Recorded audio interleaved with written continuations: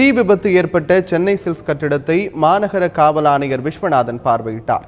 சென்னை தியாகராய நகரில் சென்னை சில்க்ஸ் கட்டிடம் இடிக்கும் பணி சில நாட்களாக நடைபெற்று வருகிறது. இதனை மாநகர காவல் ஆணையர் விஸ்வநாதன் இன்று ஆய்வு செய்தார்.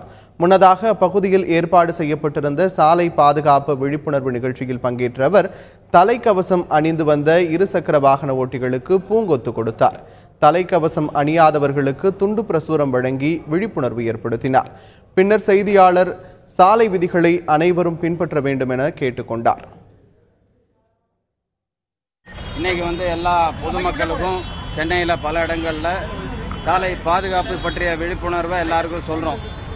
இன்னைக்கு விழிப்புணர்வுக்கு முக்கியத்துவம் கொடுத்து வழக்கு போடுவதில் முக்கியத்துவம் இல்லை. இன்னைக்கு விழிப்புணர்வு பரப்புறதுக்கு மட்டுமே முக்கியத்துவம்.